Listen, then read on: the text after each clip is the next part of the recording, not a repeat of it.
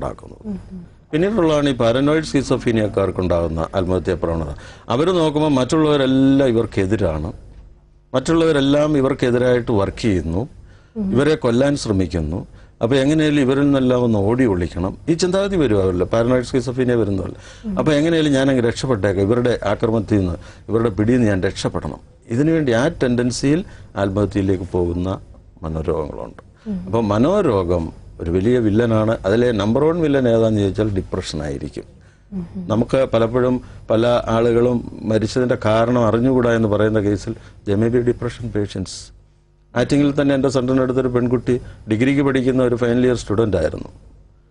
അവൾ ആത്മഹത്യ ചെയ്ത് കഴിഞ്ഞപ്പം നാട്ടുകാർക്കും വീട്ടുകാർക്കും എല്ലാം അത്ഭുതം, എന്തുകൊണ്ട് ഈ കുട്ടി ആത്മഹത്യ ചെയ്തു, ഒരു രോഗവും ഒരു ചികിത്സയില്ലായിരുന്നു.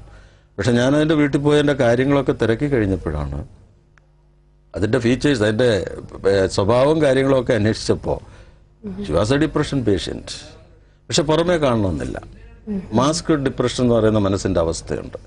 അത് ഡിപ്രഷൻ ഉള്ളിൽ ഒതുങ്ങി പുറമേ അവരൊന്നും കാണിക്കത്തില്ല. പക്ഷെ അവർ ഒറ്റപ്പെടുകയാണ്, സമൂഹത്തിൽ നിന്ന് ഒറ്റപ്പെട്ട് എല്ലാത്തിൽ നിന്നും ഒറ്റപ്പെട്ട അവസാനം അവർ ആത്മഹത്യയിലേക്ക് പോകുന്ന അവസ്ഥ വരും. അപ്പം മാനസിക രോഗങ്ങൾ ഏത് വന്നാലും ഒരാത്മഹത്യക്കുള്ള പ്രവണത ഒരാൾ പറഞ്ഞിട്ടുണ്ടെങ്കിൽ തീർച്ചയായിട്ടും വളരെ പ്രിക്കോഷ്യസായിട്ട് പ്രോപ്പർ ട്രീറ്റ്മെൻറ്റ് കൊടുത്തില്ലെങ്കിൽ ആൾ ആത്മഹത്യയിലേക്ക് പോകാനുള്ള സാധ്യത വളരെ കൂടുതലാണ്. പ്രത്യേകിച്ചും ഡിപ്രഷൻ പേഷ്യൻസിലാണ് ഞാനത് ഏറ്റവും കൂടുതൽ കാണുന്നത്. ഏറ്റവും കൂടുതൽ ശ്രദ്ധിക്കണം. അവരത് പറഞ്ഞെന്ന് കരുതി വീട്ടുകാർ പലപ്പോഴും അത് ഗൗരവമായിട്ട് എടുക്കത്തില്ല. അത് ചുമ്മാ പറയുന്നതായിരിക്കും. പക്ഷെ അങ്ങനെയല്ല, അവരുടെ മനസ്സ് ആ ലെവലിലേക്ക് പോവുകയാണ്. അത് പേഷ്യന്റിന്റെ കൂടെയുള്ള മറ്റാളുകളാണ് ശ്രദ്ധിക്കുന്നത്. ഡോക്ടർ, നമുക്കൊരു ബ്രേക്കിന് സമയമായിട്ടുണ്ട്. Medi Talk after short.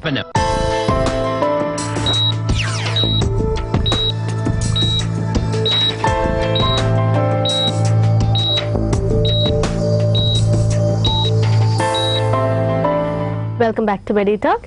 And doctor, നേരത്തെ നമ്മൾ പറയുമായിരുന്നു ആത്മഹത്യ പ്രവണതയെക്കുറിച്ച്. സോ അതിൽ തന്നെ അതിനെ എങ്ങനെയാണ് പരിഹരിക്കാൻ സാധിക്കുന്നത്, അതിനുള്ള മാർഗങ്ങൾ എന്താണ്? ആത്മഹത്യാ പ്രവണത അല്ലെ ഒരു ആത്മഹത്യക്കുള്ള ഒരു അറ്റംപ്റ്റ് നടത്തിയ ആളിനെ എങ്ങനെയാണ് കൈകാര്യം ചെയ്യേണ്ടതെന്നുള്ള പലർക്കും അറിഞ്ഞുകൂടാ. ഞാൻ നേരത്തെ പറഞ്ഞ പോലെ ആത്മഹത്യക്ക് പ്രേരിപ്പിക്കുന്നതും ആത്മഹത്യക്ക് ചിന്തിപ്പിക്കുന്നതും മനസ്സാണ്. അപ്പോൾ ആ മനസ്സിനെ കൈകാര്യം ചെയ്യാതെ ഇവർ ഈ പ്രവണതയിൽ നിന്ന് മാറത്തില്ല. അറ്റംപ്റ്റ് നടത്തിയ ആൾ വീണ്ടും അത് തുടർന്നുകൊണ്ടേയിരിക്കും. അവരുടെ മൈൻഡ് സെറ്റിനെ റെഡിയാക്കി എടുക്കാതെ അത് പറ്റത്തില്ല. അത് ചെയ്യേണ്ടത് മനഃശാസ്ത്ര ചികിത്സയിലൂടെയാണ്. മരുന്നിന് ഇവിടെ വലിയ റോളില്ല. നമ്മുടെ ആളുകൾ പലരും തെറ്റിദ്ധരിച്ചിരിക്കുന്നതുകൊണ്ട് പല സെഷനിലും നമ്മൾ പറഞ്ഞിട്ടുള്ള പോലെ മനസ്സിന് വരുന്ന രോഗങ്ങൾക്ക് അല്ലെ പ്രവണതകൾ, ഇതുപോലെയുള്ള ആത്മഹത്യാ പ്രവണത, ഇതിനൊന്നും മരുന്ന് നല്ലൊരു പരിഹാരം. മരുന്ന് കൊടുത്തെന്ന് കരുതി ആത്മഹത്യാ പ്രവണത നിൽക്കുമെന്ന് ആരും വിചാരിക്കരുത്. കാരണം ഇത് മനസ്സിൽ നിന്നുണ്ടാകുന്നതാണ്, ചിന്തകളിൽ നിന്ന് രൂപപ്പെട്ടു വരുന്ന അവരുടെ ഒരു മാനസികാവസ്ഥയാണ്. അതിപ്പോൾ എക്സ്റ്റേണൽ ഇഷ്യൂ ആയാലും ഇന്റേണൽ ഇഷ്യൂ ആയാലും, മാനസിക രോഗമായാലും, ഇഷ്യൂസിനെ ഫേസ് ചെയ്യാനുള്ള അവരുടെ മനസ്സിൻ്റെ ബലമില്ലായ്മയായാലും മനസ്സാണ് അവിടെ പ്രധാനം. ഇപ്പോൾ എക്സ്റ്റേണൽ ഇഷ്യൂ ഉള്ള ഒരാളിന് ഇഷ്യൂവിനെ ഫേസ് ചെയ്യാൻ പറ്റാത്ത ഒരവസ്ഥയാണെങ്കിൽ ആ മനസ്സിനെ ശക്തിപ്പെടുത്തണം. അതിന് വേണ്ടുന്ന കറേജ് കൊടുക്കണം, കോൺഫിഡൻസ് കൊടുക്കണം, അയാൾക്ക് നല്ല റിലേഷൻഷിപ്പ് ഉണ്ടാക്കി കൊടുക്കണം, ഒരു സെക്യൂരിറ്റി ഫീലിംഗ് ഉണ്ടാക്കണം, അയാളെ മറ്റുള്ളവർ സ്നേഹിക്കുന്നുണ്ട്, കെയർ ചെയ്യുന്നുണ്ടെന്നുള്ള തോന്നലുണ്ടാക്കണം. ഈയിടെ ആലപ്പുഴ ഞാൻ ഒരു പ്രോഗ്രാമിൽ ചെന്നപ്പോഴാണ് അവിടെ ഒരു സ്കൂളിൽ 12ാം ക്ലാസ് വിദ്യാർത്ഥി ആത്മഹത്യ ചെയ്തു. അവൻ്റെ അച്ഛനും അമ്മയും സ്വിറ്റ്സർലൻഡിലാണ്, ഭയങ്കര കാശുകാർ, ഇഷ്ടം പോലെ പൈസ മോൻ അയച്ചു കൊടുക്കുന്നുണ്ട്. ഒരു ടൂർ പോയച്ചു വന്നതിൻ്റെ 5 ദിവസത്തെ ടൂർ പോയച്ചു വന്നതിൻ്റെ അടുത്ത ദിവസം അവൻ ആത്മഹത്യ ചെയ്തു. അവൻ എഴുതി വെച്ചിരുന്ന കുറിപ്പ്, എനിക്ക് ഏകാന്തത സഹിക്കാൻ പറ്റുന്നില്ല, എനിക്കെല്ലാം ഉണ്ട്, പക്ഷേ എൻ്റെ അച്ഛൻ്റെ അമ്മയുടെയും സാന്നിധ്യം എനിക്ക് കിട്ടുന്നില്ല, എനിക്ക് ഏകാന്തത പറ്റത്തില്ല. അപ്പോൾ ഇഷ്യൂസിനെ ഫേസ് ചെയ്യാൻ പറ്റാത്ത ആളുകൾക്ക് അവർക്ക് റിലേഷൻഷിപ്പ് ആയിരിക്കും വേണ്ടുന്നത്, അത് കൊടുക്കണം. അവർക്ക് സെക്യൂരിറ്റി ഫീലിംഗ് വേണമായിരിക്കും. സമൂഹത്തെ ഫേസ് ചെയ്യാനുള്ള കറേജ് അവർക്ക് കൊടുക്കണം, ഇൻറ്റിമസി കൊടുക്കണം. ഞാനുണ്ട് നിൻ്റെ കൂടെ എന്ന് പറയാൻ ആരെങ്കിലുമൊക്കെ ഉള്ളയാൾ ഒരിക്കലും ആത്മഹത്യ ചെയ്തില്ല. ഇത് ഒരു സൈക്കോളജിസ്റ്റിൻ്റെ അടുത്ത് ചെന്ന് അത് മനസ്സിലാക്കി എവിടെയാണ് ഈ വ്യക്തിയുടെ പ്രോബ്ലം അത് സോൾവ് ചെയ്ത് കൊടുക്കണം. എക്സ്റ്റേണൽ ഇഷ്യൂസിന്, അതുപോലെ പരീക്ഷയുടെ കാര്യത്തിലൊക്കെ ഈ ആവശ്യമില്ലാത്ത ഇവരുടെ ആ ആറ്റിറ്റ്യൂഡിനൽ പ്രോബ്ലംസ് കളയണം. പരീക്ഷയല്ല പ്രധാനം, ജീവിതമാണ്. ആ ഒരു പ്രയോറിറ്റി ലൈഫിന് കൊടുക്കത്തക്കവണ്ണം യങ്സ്റ്റേഴ്സിന്റെ മൈൻഡ് സെറ്റ് ഒന്ന് മാറ്റണം. ഈ കോമ്പറ്റീഷൻ, അൺഹെൽത്തി കോമ്പറ്റീഷൻ, അങ്ങ് ഹയർ എക്സ്പെക്ടേഷൻസ്, ഓട്ടമാണ്. അതൊക്കെ ഒന്ന് മാറ്റി എഴുതാൻ പറ്റിയ ആളുകളുടെ അടുത്ത് കൊണ്ടുവന്ന് ഇവരുടെ മൈൻഡ് സെറ്റിനൊരു ചേഞ്ച് വരുത്താതെ ഇഷ്യൂസിനെ ഫേസ് ചെയ്യാൻ അവർക്ക് പറ്റത്തില്ല, തകർന്നു പോകും. പിന്നെ മാനസിക പ്രശ്നങ്ങൾ, മാനസിക രോഗങ്ങൾ, അതാണ് ഏറ്റവും കൂടുതൽ. 85% ആത്മഹത്യകൾ നടക്കുന്നത് മാനസിക രോഗങ്ങൾ കാരണം. അതിന് കൊടുക്കുന്ന പ്രോപ്പർ ട്രീറ്റ്മെൻറ്റ് അതാണ് ശ്രദ്ധിക്കേണ്ടത്. പലരും majority of our people educated ആയിട്ടുള്ളവർ പോലും ധരിച്ചു വെച്ചിരിക്കുന്ന മരുന്ന് കൊടുത്തു കഴിഞ്ഞാൽ ഈ ടെൻഡൻസി ആത്മഹത്യാ പ്രവണത അല്ലെ അതുപോലുള്ള മാനസിക രോഗങ്ങളെല്ലാം പോകുന്നുള്ള നമ്മുടെ തെറ്റായ ചിന്താഗതിയാണ്.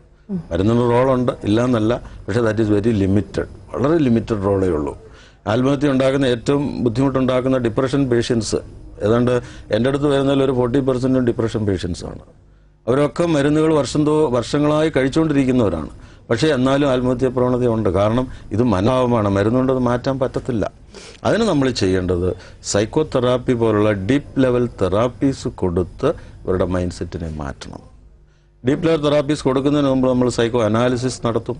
ഈ പേഷ്യൻ്റ് ഈ ഒരു മാനസികാവസ്ഥയിലേക്ക് വരാനുള്ള കാരണങ്ങൾ എന്തെല്ലാം സാഹചര്യങ്ങളുടെ സമ്മർദ്ദങ്ങളാണോ, റിലേഷൻഷിപ്പിലെ പ്രോബ്ലംസ് ആണോ, അവരുടെ ആറ്റിറ്റ്യൂഡിനൽ പ്രോബ്ലംസ് ആണോ, ഇതൊക്കെ പഠിച്ച് മനസ്സിലാക്കി മൈൻഡ് സെറ്റിലേക്ക് ഒന്ന് ഇറങ്ങിച്ചെന്ന് അതിനെ പഠിച്ചിട്ട് അതിന് വേണ്ടുന്ന സാന്ത്വനം കൊടുത്ത് ധൈര്യപ്പെടുത്തി ശക്തിപ്പെടുത്തി എടുക്കുന്ന പ്രോസസ്സ് അതാണ് സൈക്കോതെറാപ്പി.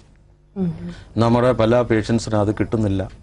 ഇപ്പോൾ ഞാൻ നേരത്തെ പറഞ്ഞ പോലെ ഇപ്പോൾ ആത്മഹത്യാ പ്രവണതയുള്ള ആത്മഹത്യക്ക് ശ്രമിച്ചാൽ പോലും അറ്റൻഷൻ കിട്ടുന്നില്ല. ആകെപ്പാട് ചെയ്യുന്നത് എനിക്കറിയാം, പല കേസുകളും വന്നിട്ടുള്ളത് ഹോസ്പിറ്റലിൽ ചെന്ന് കഴിഞ്ഞാൽ ചെയ്യുന്നത് ആ ഫസ്റ്റ് എയ്ഡ് കൊടുക്കുക, ഉറങ്ങാനുള്ള മരുന്നും കൊടുത്ത് വിടുക. ഒരിക്കലും അവർ മാറുന്നില്ല. പിന്നെയും ആ ടെൻഡൻസി വന്നുകൊണ്ടിരിക്കുക. എപ്പോഴെങ്കിലും അവരത് ചെയ്യുകയും ചെയ്യും. അവരുടെ മൈൻഡ് സെറ്റിനെ മാറ്റണം. അവർക്ക് വന്നിട്ടുള്ള ആ ഒരു ഷോക്ക് എന്തുകൊണ്ട് അല്ലെ ആ രോഗം എന്തുകൊണ്ട് അതിനെ പഠിച്ച് അത് മാറ്റിയെടുക്കാതെ ഒരിക്കലും മാനസിക രോഗികളുടെ ആത്മഹത്യാ പ്രവണതയിൽ നമുക്കവരെ രക്ഷപ്പെടുത്താൻ പറ്റത്തില്ല. അത് വളരെ ബുദ്ധിമുട്ടുള്ള ഒരു ജോലിയാണ്. ഒരു സൈക്കോതെറാപ്പി സെഷൻ ചെയ്യണമെങ്കിൽ തന്നെ 1.5 മണിക്കൂറോളം വേണം. ഇപ്പോൾ 100-150 പേഷ്യൻസിനെ നോക്കുന്ന ഒരു ഡോക്ടർക്ക് അതിന് സമയം കിട്ടത്തില്ല. അപ്പം ഞാൻ എൻ്റെ ക്ലിനിക്കിലാണ് 5 പേരെ കൂടുതൽ ഒരു ദിവസം നോക്കത്തില്ല. അപ്പോൾ നമ്മൾ ആ ടൈം എടുത്തേ അത് ചെയ്യത്തുള്ളൂ.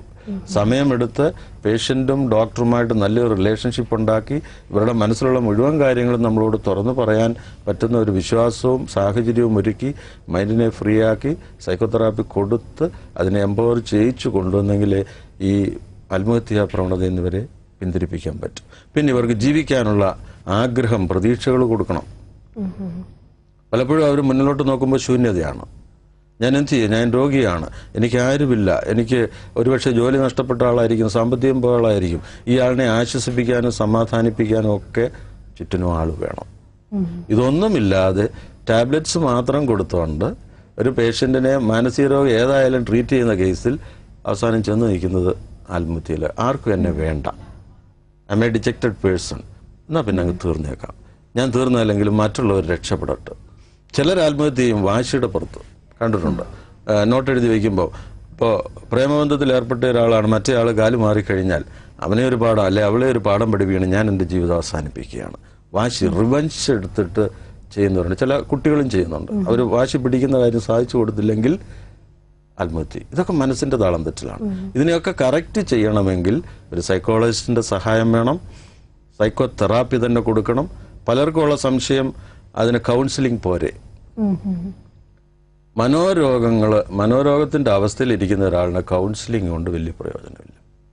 കൗൺസിലിംഗും ഈ ഒരു ട്രീറ്റ്മെന്റ് നമ്മൾ ടോട്ടലി ഒരു ഡിഫറെന്റ് അല്ല. Counselling is A part of psychotherapy, അത്രേ ഉള്ളൂ. പക്ഷെ അതൊരു കോൺഷ്യസ് മൈൻഡിൽ ഇപ്പോൾ ഇന്റർപേഴ്സണൽ ഇഷ്യൂസ് ഒക്കെ ഉണ്ടെങ്കിൽ അതിന് കൊടുക്കാം, കുഴപ്പമില്ല. ഇപ്പോൾ സാഹചര്യങ്ങളായിട്ട് പൊരുത്തപ്പെട്ടു പോകാനുള്ള കാര്യങ്ങളൊക്കെ കൗൺസിലിംഗ്. പക്ഷേ ഡീപ്പ് ലെവലിൽ മനോരോഗത്തിന്റെ അവസ്ഥയിൽ പോയിട്ടുള്ള ഒരാളിന് കൗൺസിലിംഗ് ഈസ് ഇൻഎഫക്റ്റീവ്, പറ്റത്തില്ല.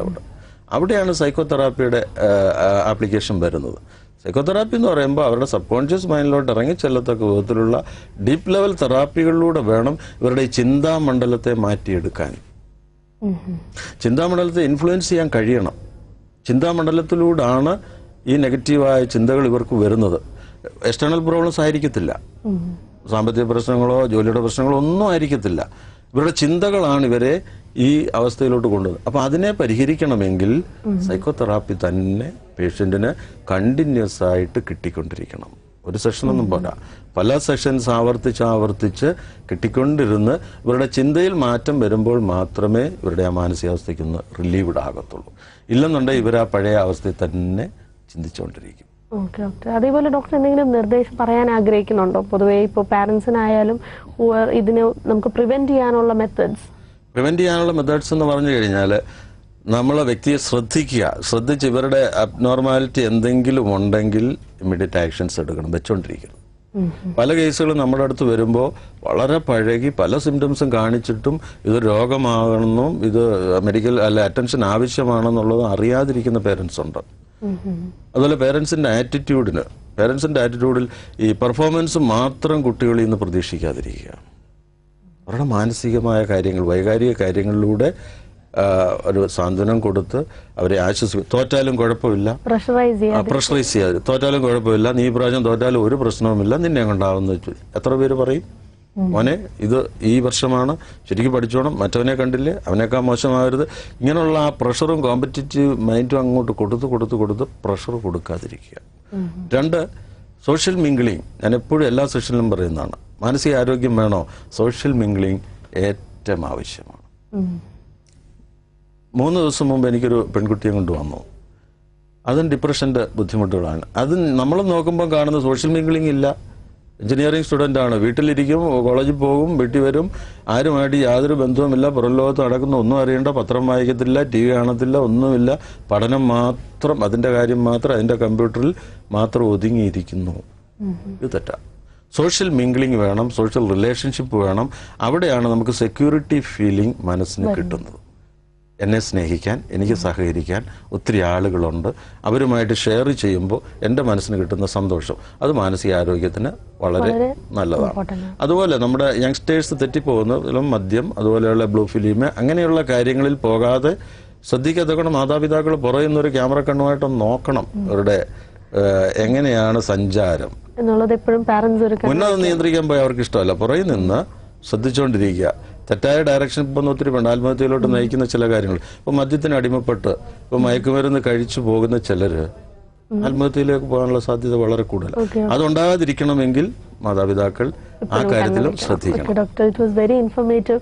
വളരെ ഒരു ചുരുങ്ങിയ സമയം കൊണ്ട് ഒത്തിരി കാര്യങ്ങൾ പറഞ്ഞു തന്നു. Thanks a lot doctor. ആൻഡ് മെഡിടോക്ക് നാളെ ഉച്ചയ്ക്ക് 1:00. നന്ദി, നമസ്കാരം, ജയ് ഹിന്ദ്.